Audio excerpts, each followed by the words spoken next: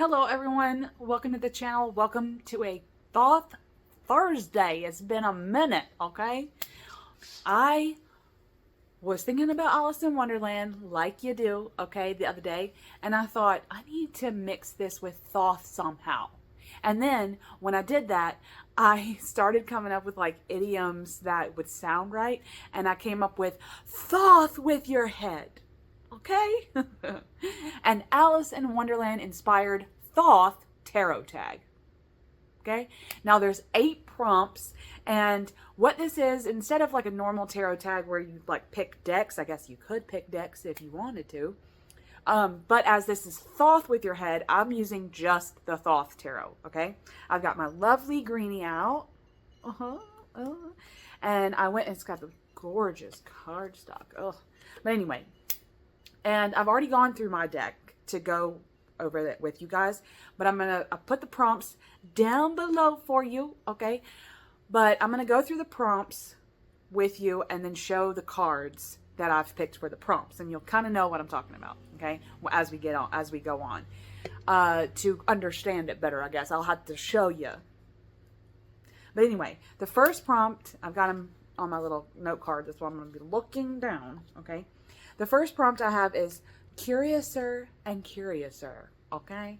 And these are cards, these are cards, like I said, we're using this deck. So I'm going through the deck and picking out specific cards for each of these prompts. Some of them have more than others. Some like prompts have more than others. You know, just pick one card for each prompt. It doesn't matter, okay? Anyway, Curious and cards that you may never know. So these are the elusive cards in the Thoth deck that just like no matter how many times they come up or they haven't come up very often, like, you know, you've read with Thoth, like I've read with Thoth for years, okay? It's been a soul deck of mine for years. And these few cards are ones that either don't come up very often or I won't say I won't have a good relationship with them because I have a good relationship with all the cards in Thoth, but in terms of like elusiveness, you know, like you still kind of can't pin the meaning down. That's it, okay? Now the first one I have is the 5 of Discs, and that's the Worry card. I have been trying to interpret this forever because I don't know what I'm looking at, you know? There are shapes. There's a pentagram, okay? There's what looks like, you know, those training circles in The Mask of Zorro where he's flipping over all the ropes. That's what this looks like. Like the floor is lava. That's what this always reminded me of because of the 3D effect of the cards. Like we're on these platforms, but there's like lava down below us and we have to work at not falling into the lava. And so, but how does that equate to worry? Like I'm worried about fall. I'm like, instead of focusing on my footsteps and being confident and stuff like that, I'm more obsessed about falling in the lava, you know? Maybe that's how it equates to worry, but this card, I don't know. And it hasn't. A lot of these cards haven't come up in readings before. So the 5 of Discs. 2 of Wands, okay? I know that definitionally speaking, dominion is like a kingdom, you know, like what you're responsible for. But responsibility is not a very good keyword for me when I'm in the beginning of a suit. So for this to be the 2, I'm like, how am I already responsible for a whole freaking kingdom if it's only the 2? You know, and then if you think about, because sometimes you do this, you know, you match it with the Rider-Waite system and you're like, well, the 2 of Wands has this, you know, this guy looking out over his thing, okay? And it's more about responsibility in a princely way, right? Like if you think back to kind of like a Simba Mufasa thing, you know, like all of this will someday be yours. And it's more about the someday, this whatever you're reading about, okay? This isn't like, how do you interpret that? Because if it's a reading and this comes up and you're like, okay, then maybe this generalization of my work life or my love, whatever you're reading about. It's like, okay, so someday this will be mine to worry about. I don't know. So this is another one of those elusive cards that I just, no matter how much I try to pin it down, it's we've got the 7 of discs. Okay, now we've got ivy and we have coins, and I want to know this card because it's such a negatively titled card that you're thinking, you know, I want to get to know, like someone like me, I want to get to know like the bad cards first just to get them out of the way. But this is just one of those cards that if it ever comes up, which it rarely does, I always kind of feel like a, you know, like a, I don't know what, like you just hum your way through an answer and skip it and go on to the next card in the spread. And then the last 2 are swords cards. The 4 of Swords here, I love this card. I love the fact that it's called Truce. I love that there is a very Joan of Arc war-like aspect, like the planning, Sun Tzu, Art of War type of mentality that goes into the Thoth suit of swords. I love that. I understand that. But to have Truce, again, being in the beginning of the suit, doesn't necessarily make sense, because it's almost like we're coming up with truces and making promises that may not come to fruition. We may be making promises we can't keep. We may actually be making vows and promises that we intend to keep, but we don't know the outcome yet. Why are we doing this in the 4? Why is it not like an 8? You know, of a suit? I don't know.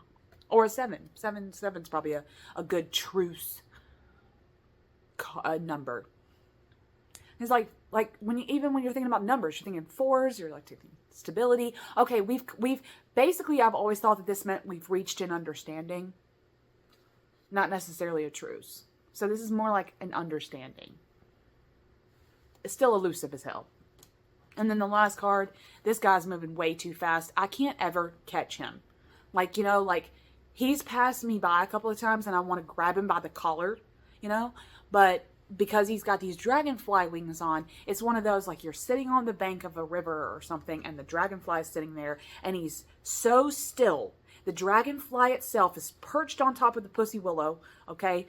And you're like, you're so pretty. And then you like go to,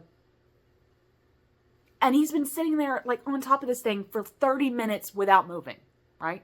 And then as soon as you get close to catch it or whatever, that's the moment that it decides, oh, I'm a fly now. I'm not a dragonfly anymore. So he's elusive just because he's just so fast. And I don't work in this type of fast-pacedness, you know? It's like walking through a city bustling with people. And it's just like the whole thing's unfocused. You know, like you see those B-roll things in movies and stuff where the city is just like going and cars are going and people are going and you might see a stroller or a headlight or something, but mostly it's just a blur. That's what he feels like. That's what he feels like. And for him to kind of be in the king slot here of the Thoth and the swords, you understand that he's supposed to be like that he's supposed to be this fast-moving, fast talker that may come across as charming, but there's still some like underlying energy to him. So he's in the elusive, curiouser and curiouser prompt. All right, now that was all my cards. The next prompt is, let's see, what did I write? The White Rabbit's Watch, okay? Or the White Rabbit. This could just be characters, I guess. Characters and themes. Put down the White Rabbit's Watch. The cards that feel non-linear. So these are the ones that they're your renditions for those specific cards. And when you think about the specific cards that you pick out, you think of the Thoth and how it describes these cards. So by non-linear, I mean that they're timeless and they have this kind of unerring reputation. Okay, I have a lot of cards in this section because I feel so close to these cards. These are the cards that you feel closest to. But again, these are cards that, if you say, like the first one here is the Nine of Wands, the Strength card. Every time I think of the Nine of Wands, I don't think about the Marseille. I don't think about the Rider-Waite-Smith. I don't think about my cutesy Rider-Waite-Smith influences or clones. I think about this. And it could be that, you know, like I studied this card because I did a video, a Thoth study video a while on the channel. I'll leave it below. That I really kind of deep dived in this card about bike riding and stuff. And I just always picture this card. So it's timeless for me. It's the Nine of Wands for me. Is this strength, this kind of turtle shell, you know, on my back. Also, can someone answer me a question? Just an aside here. You know how the theme song for Teenage Mutant Ninja Turtles is Heroes on a Half Shell? Okay, turtle power. Why are they half shells?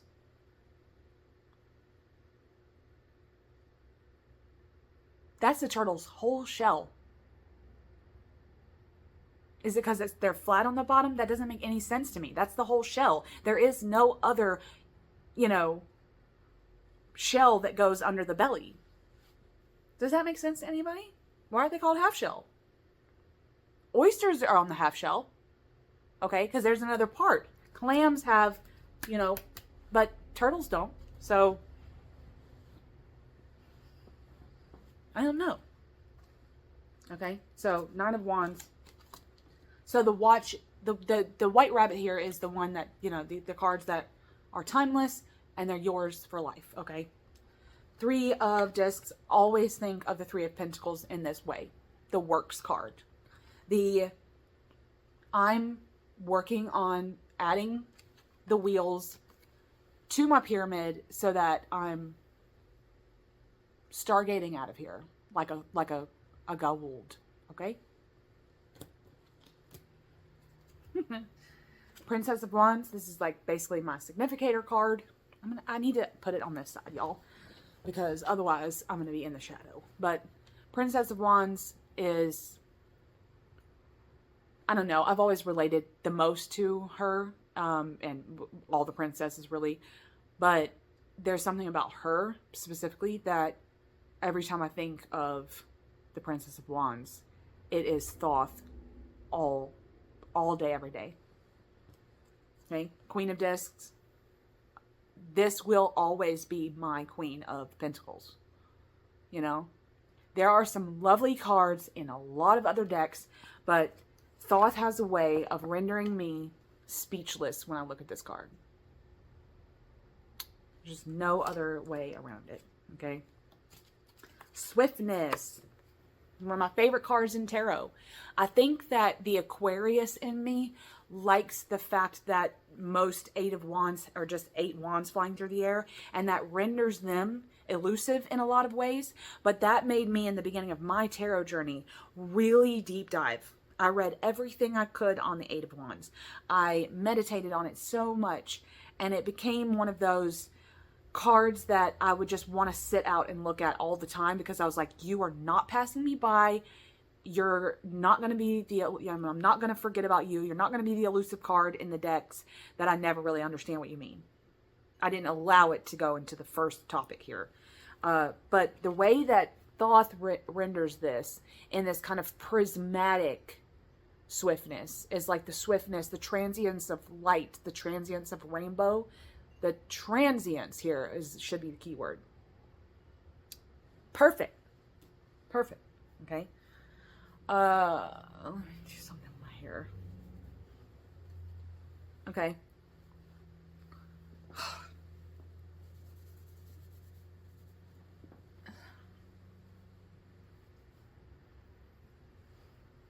Okay. Indolence. It was my laziness card, okay? And as someone that doesn't like lazy as a vocabulary word, okay,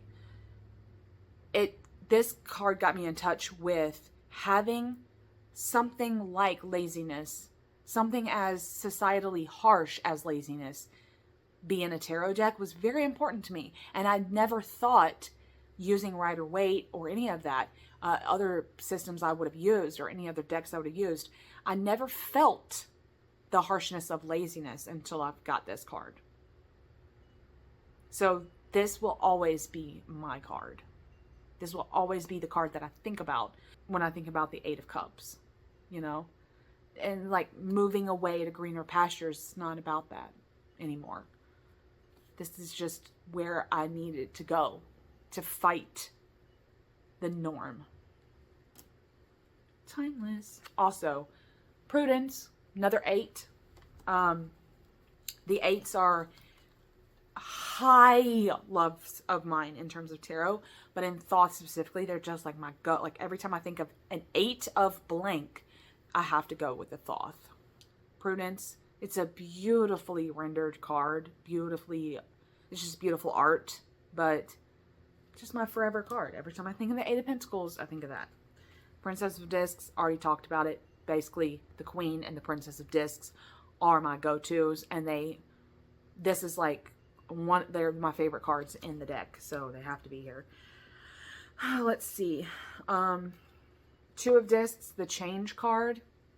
This dual Ouroboros here, I don't know, it's not really a duel because there's not 2 snakes, but this kind of rendition of the Luminous Scott with the snake in this Ouroborosian way will always be my 2 of Discs. I want to think about this snake, these yin yangs, when I think about the 2 of Pentacles, 2 of Discs, you know? Not necessarily the juggler, more the universal spirit of change. Always and forever. Fool, he my void king, okay?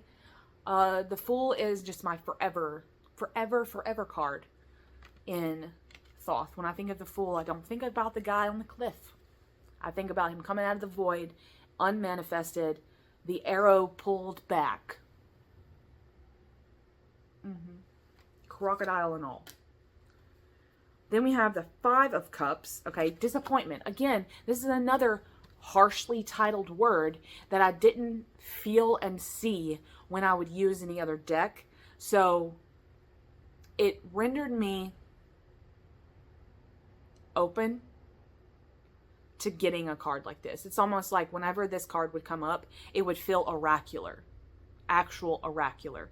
Like I was pulling from an oracle deck. And it made me really think about the 5 of Discs in total new light. So this will always, this sunset, you know,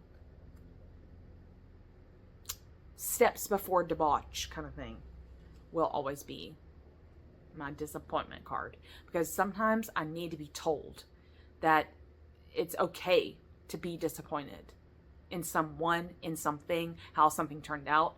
And to have something in tarot, this actual structure of tarot, tell you that, it's really important. Okay, the last 2 are majors, because some of these majors are, okay. This Hierophant, I fell in love with it. As someone that always had this kind of religious trauma with the Hierophant card, this is still very religious in nature, very religious feeling, when I've always tended to gravitate towards the more shamanistic renderings of the Hierophant card. I don't know. Have I been saying hermit? No. The Hierophant card typically is a spiritual person of some kind. And I know that what I like to see, but when I first got to know this Hierophant, it was more about he's so beyond a traditional Hierophant. He's so much greater. He's the actual conduit like what a priest, a shaman, a medicine man, like any of those would be. It took me a long time to research that, and what what Crowley and Harris were trying to portray. It was really important. And then the last one is lust, okay? Because thank you for all the decks that have come out since this that includes lust cards, okay? Because there's something about the joy and strength recognized that is so needed in tarot, okay? You need the taste of chocolate in your mouth sometimes. Okay, the next prompt was a little wonky, and if you want to leave it out, if you ever do a VR or anything, you can. But I wanted to include Tweedle-Dee and Tweedle-Dum in here because in the Thoth specifically, I've had cards that kind of go together, you know? Like if I pull a card, another one tends to kind of mirror it. So, I don't know. You'll see what I'm talking about. Like every time I pull the Ace of Wands, the devil always comes out. Okay, now they look, I mean, you can probably tell the difference and the similarities between this very phallic imagery, you know what I'm saying? But they just always tend to have mirrored each other for some reason. Like every time I pull, not every time, okay, most of the time when I pull one of the cards, the other card's in the reading somewhere. They just always tend to have, like, be married to one another. It's just, I don't know, one of those weird things. And then I've got the Prince of Cups and Death, okay? Because, again, they always kind of tend to be in a reading together, but they're both these essences of watery realms in large ways. And I've had kind of some sessions with myself about why they seem to be this couple of the tarot, you know? So this could be what Tweedle-Dee and Tweedle-Dum is, like tarot matchmaking, a tarot twin, like tarot twin cards, cards that kind of always jump out of the deck together, or possibly cards that just consciously going through the deck, you have a strong pull to two specific cards, and they have a lot of similarities. Now, Thoth has dual cards that match each other, like these, the Emperor and the Star, because Crowley did some, like, zodiacal, astrological moving about, but these are already married in the eyes of, like, Crowley and Harris, so, I don't know, they do actually work together in a lot of the readings and stuff that I've done. So, that's the last one. Now, much like the other one where you're like, okay, these are my cards for all time, you know, like when I think of the Eight of Wands or whatever, blah, blah, blah, and you're like, I always do this. The Caterpillar's Wisdom, okay, is the next prompt. And these are cards that question their identity. So they're cards kind of like you thought you knew them, and they're not elusive because you do know them in a lot of ways, but they're rendered different in Thoth than a lot of other decks, if any other deck. And like one of the best examples I have is first on this list, and it's the Adjustment card. Adjustment instead of Justice was kind of ingenious because it gets you to think about this particular placement, this particular card, this particular numbering in a totally different light. So it questions its own identity. And the Caterpillar in Alice does the same thing, okay? Who are you? You don't know because you're just constantly in adjusting mode, okay? Next one is art, okay? No one thought of this. They probably did, but no one really thought of no one thought of the alchemy involved in the Temperance card, you know? And rendering it in such a way that takes virtue out, another ingenious take. So I guess this is a theme for the Caterpillar's Wisdom. If you're questioning, these cards question their identity in a way that transcends their card itself, like their own archetype. It transcends it and makes it into something bigger. And art is huge, along with Adjustment, but huge. Also the Sorrow card, okay? We all think we know what the Three of Swords means. We might have really good relationships with that card from any other system. We might think that, you know, we even could have like constructive dialogues with other creators. I've done this before too. There was a tag going around about the Three of Swords that I partaked in years ago. And where we all kind of had different views on what the Three of Swords actually meant. Crowley did it different. He changed it and was like, look, I know it means this and this and this and heartbreak and blah, blah, blah, but it means sorrow, and this is why, you know? Without our beloved heart with three swords in it, these pictures of dark flower petals, you know? Okay, debauch. Did anyone ever think of a sludge card, a debauchery card, being in the tarot before? Probably not. So, again, genius. Prince of Swords. I never thought of the Prince of Swords being in this kind of fragmented role before. And I needed him to be fragmented. And I never knew I needed it. That's what makes this card genius. And then the last two. The Futility card. Come on. Did anyone ever think to put uselessness on a tarot card before? You know? No. No. No. Okay? And then oppression. I want to shout out my friend Marlena here, because when I made my Wild Essence Thoth, which is like nature Thoth images, the barbed wire that I chose was such a conscious, bleeding out decision for me when I thought about this card. Thinking about the oppression card, that's the keyword, it bled me out to pick the barbed wire. And like hearing Marlena talk, when she used to talk about my deck, like in her videos and stuff, she would talk about how ingenious it was. But it wasn't me that was ingenious. It was this.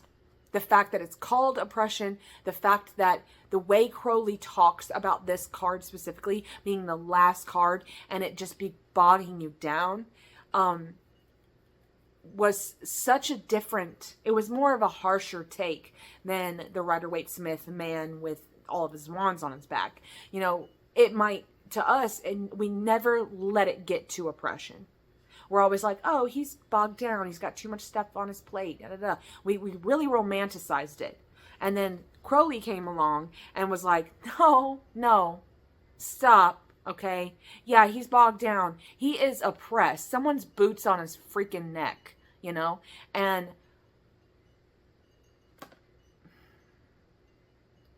it's a cage, and it's oppression. It's just like the opposite of freedom. And to think about, you have, like, getting to all the way to oppressed before you can seek freedom. True freedom. You have to have been here. You have to have been locked here. It was ingenious of Crowley. Seriously. Okay, how many more prompts? 4. Okay, so we're on the 5th prompt now. The 5th prompt is the Cheshire Cat smile, okay? Now, the Cheshire Cat, it's like one of my favorite characters, to be honest. But the Cheshire Cat smile is, they're going to represent cards that acted as unreliable guides. Because the Cheshire Cat is unreliable, folks, okay? Like, oh, you can go this way?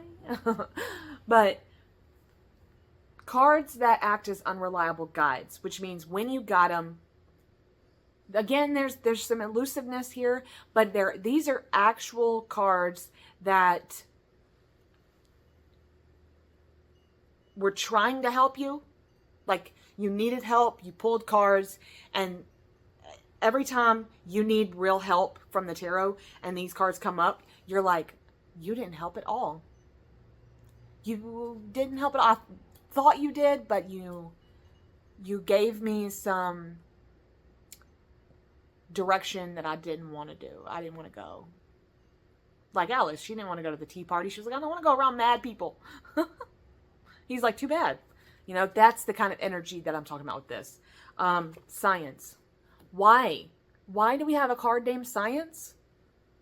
This deck came out in the early 1900s. Like, we've come a long way, baby. I know. But to have this come up in a reading, I'm like, oh, yeah. Again, I think I know what you mean. And I'm going to do it this way. I'm going to be more logical instead of, more analytical instead of more creative about this, this, and this. And then that didn't help at all.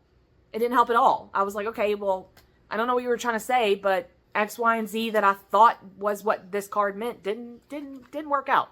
Unreliable narrator, okay? That's what these are. Virtue, 3 of Wands, okay? There's so much freaking orange in this card that even if it came up in a reading, I can't look at it. It's like looking into the sun. And then to think about the fact that this is called virtue, it taps me into some shadowy places about purity that not always leave me feeling comfortable. So instead of it being unreliable, I'm unreliable with it. Like, this is my toxic card. Like, not my total toxic card, but this is like a toxic ex-boyfriend, or something. I don't know. Like, I just don't really want to talk to it. So it's unreliable. Knight of Wands, okay? We're talking about the floor is lava here, okay? Again. This guy, I'm not armored to talk to him, ever. Whenever he comes up, I tend to kind of, again, a lot of these will kind of feel like the Curiouser and Curiouser cards, but these are on a deeper level. These might be your shadow cards, but these might also be, they're unreliable narrators and guides for you because you don't want to go there. So they might be your shadow cards. But the Knight of Wands, I just can't ever tread in his domain. I tend to always skip over whatever he wanted to say to me. The Tower. Okay. I have read up so much about this. This is not an elusive card for me. This is not I'm not curious about this card because I know so much about it and I feel so close to it in a lot of ways. I just don't want to deal with it. That's all it is. I don't want to deal with it. And so in this I'm not dealing with it mentality that I sometimes have when this comes up, it renders it unreliable because I'm like, okay, great, the Tower came up. I'm just skip, And then sometimes I do. Like, sometimes when you really focus in, you're like, you know what? I'm going to deal with the fact that the Tower's been stalking me lately. And then you do, and you deep dive, and you do some shadow or whatever it is, or you ask yourself the harder questions.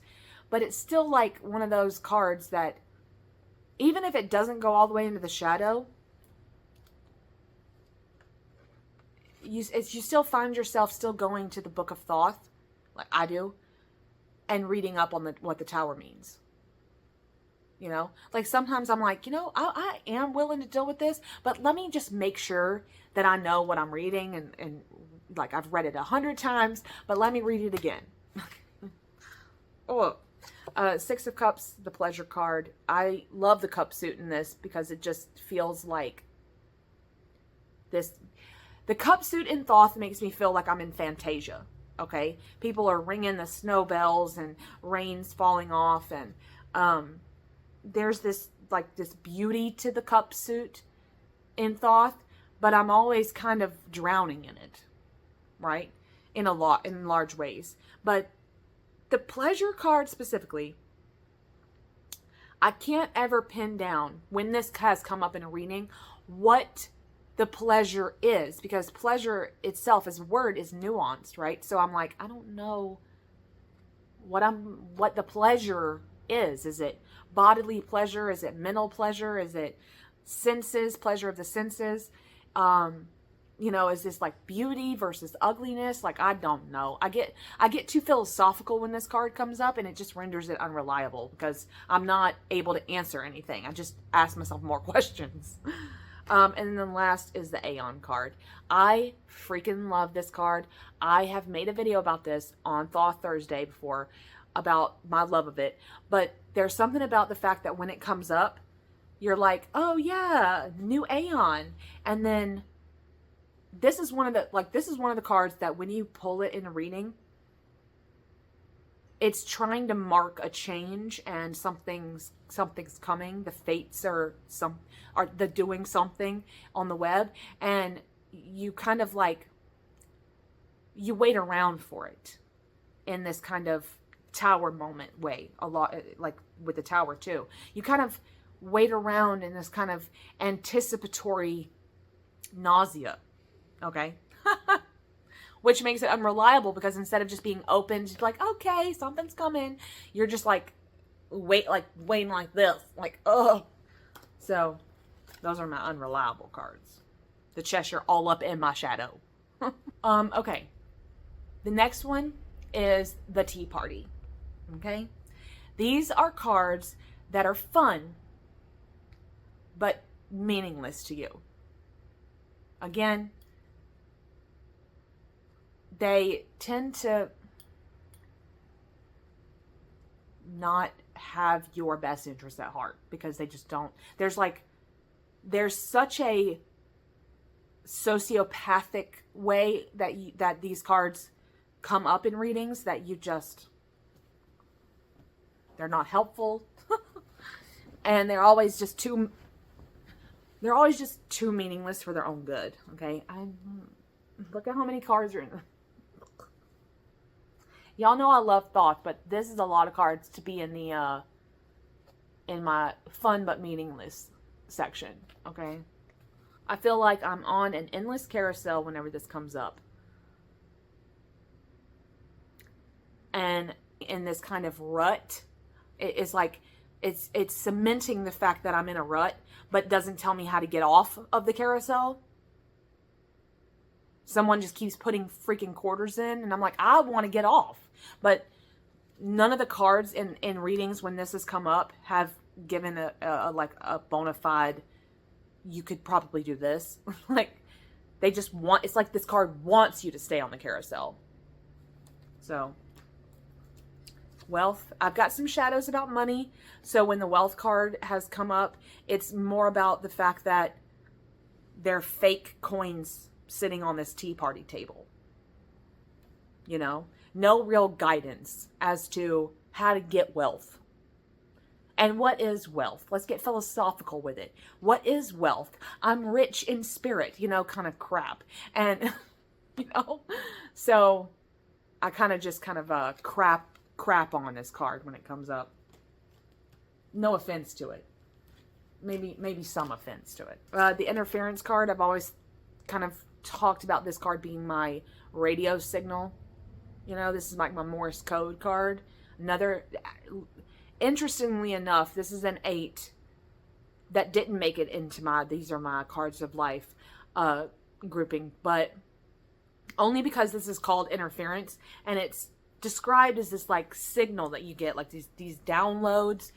But every time I get it, I want to be receptive of those messages, but all I can see are these freaking swords blocking my way.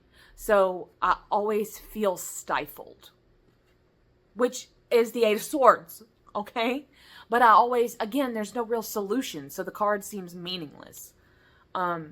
It's like they're just telling me I'm stuck. I know I'm stuck, you know? Get me out. Luxury. Again, like wealth, every time this comes up, I'm like, okay, I'm getting, what do you call them?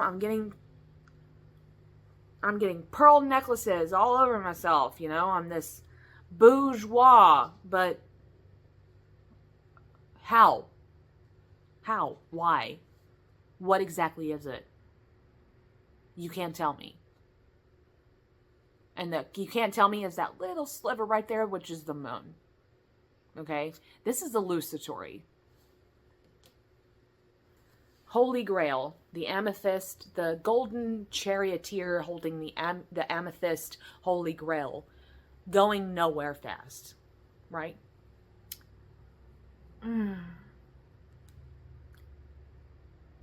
This card always seems meaningless to me because it always makes me feel like, yes, I'm going.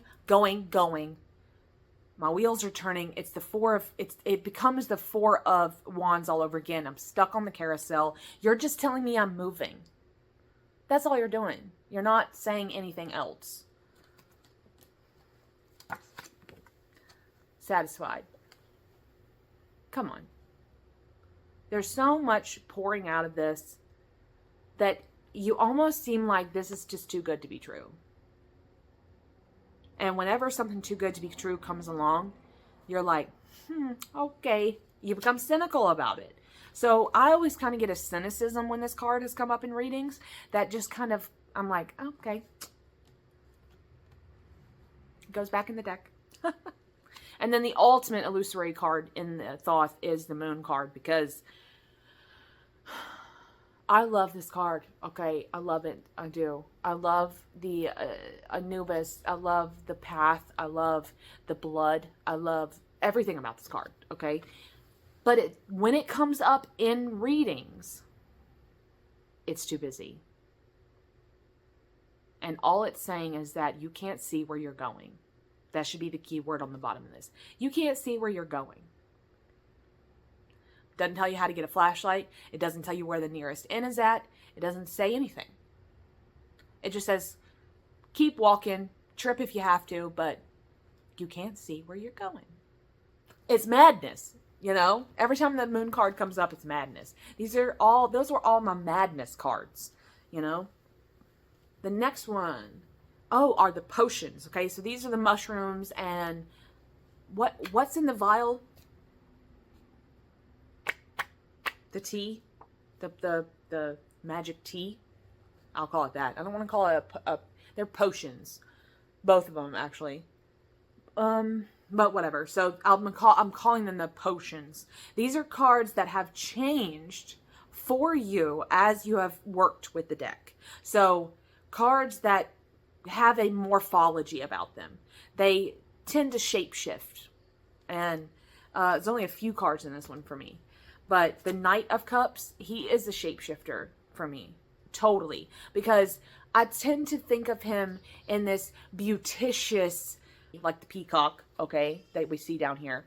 But I don't know. He just seems like, okay, basically what I mean by shapeshifting is that no matter how many times they come up, like this card comes up in a reading, he kind of means something else every time. Like I can't pinpoint a meaning down because he's got so many.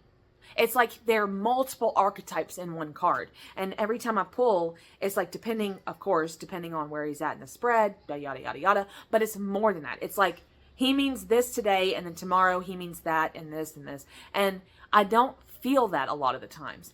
Only with these cards. So they have this ability to them. This is one of my all-time favorite cards in the Thoth deck of all time. Okay, it's the Four of Discs, the Power card. But it means something different every time I get it in a reading. It's my Castle card. It's my Power card. It's my Priestess card. It's my Aestheticism card. Like, it just is so much. And it just has a shape-shifting quality to it that I love. Okay? I love Princess of Swords. Now, she's shape-shifting anyway. Okay? The fact that she can shapeshift for me, because every time I pull her, either she comes up by herself or she's with other cards, doesn't matter. She always says something different. It's like the dialogue with these cards always changes, and it's such a beautiful thing because they have this very polyamorous quality to them. The Love card, the Two of Cups. I love this card so much. Shape-shifting, whatever, okay. I just always, because love is so nuanced, I always feel, depending on the reading and me that day, I always kind of feel which love it's talking about. So it's got a shape-shifting quality to it. It's like all the Greek names of love, you know? It's always like I seem to know which one they're talking about, which is fabulous. And then the last one is the Six of Discs. the success card. There's so much light in this card that, I don't know, sometimes I do get kind of angry at it. But again, like love, I always tend to know which success they're talking about. And I tend to gravitate more towards this card for my wealth than I do the actual wealth card, because I have such a Pink Floyd money song when I get that card, you know. But the success, I always tend to know what it's talking about, even though I get pissed off at it sometimes. I really do. But anyway, okay, the last prompt. Okay, we've been on a long time, but bear with. The last prompt is the Queen of Hearts. Okay, because how could we not? The Queen of Hearts are cards that always feel socially relevant. Okay, they always have a way to feel relevant. And no matter what current event is happening, these cards tug at these cards always seem to have a humanity about them. And not that the Queen of Hearts is very humane, okay, but it's more along the lines of she has this kind of structure about her that renders the world real for Alice. Everything else is so fantastical. Okay, then you get the Queen of Hearts, and it's like, she just feels so real, right? There's just a rawness to her that it really makes Alice question whether this whole Wonderland has been real or not, you know? There's all this time she could have been thinking, yeah, this is a dream because so-and-so's got eyeballs. This can talk, and she kind of knows that it's all kind of dreamy, right? But then you get the Queen of Hearts, and she's just so real and harsh and cruel and ugly, and there's just a way for the Queen to end this with, these cards are going to be real with you in a very unromantic, undreamlike way. Okay.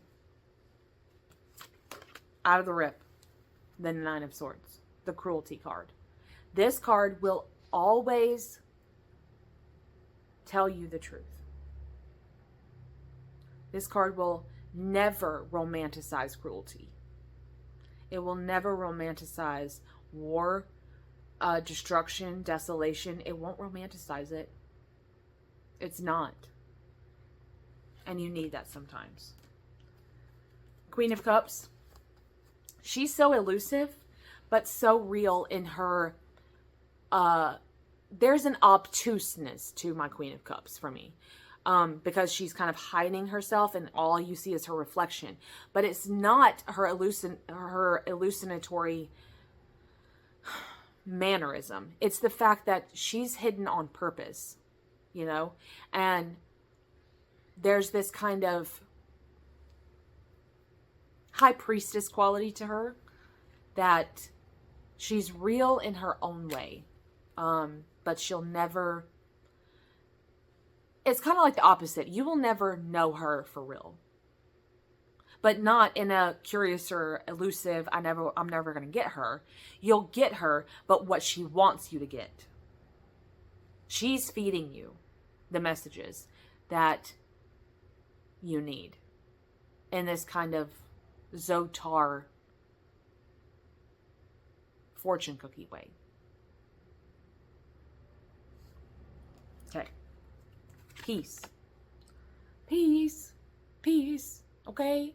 And how we get there. And it really is not going to romanticize. This card's great because when this card comes up, look at the other cards. This is truthful, mirroring the other cards it's with in the spread. Okay? That's what this card does. It's good to tell it like it is in relation to other cards. That's where you're going to find peace. You're not going to find peace inside this card. You're going to find peace reading it with other cards. And that's what renders this the Queen of Hearts all day. Strife, the Five of Wands, okay? Again, some of these cards feel harsh, like they're the harsh tarot cards. But that's not the case in a lot of ways. The Strife card is needed because we need to know when to break down certain societal and cultural structures that really kind of need our strife. And so when this comes up, it has this Queen of Hearts, no holds bar way of telling you when you need to stand up and use your gifts or your voice or your own brand of strife in a way that's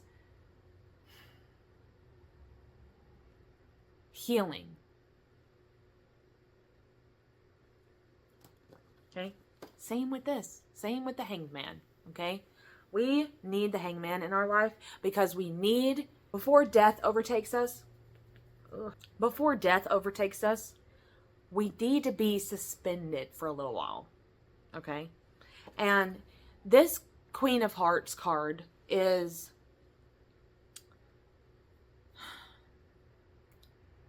telling, okay, the Hanged Man's purpose for me in this deck is like the Queen of Hearts saying the truth, her truth, before she stabs you in the stomach or before she summons the Jabberwocky.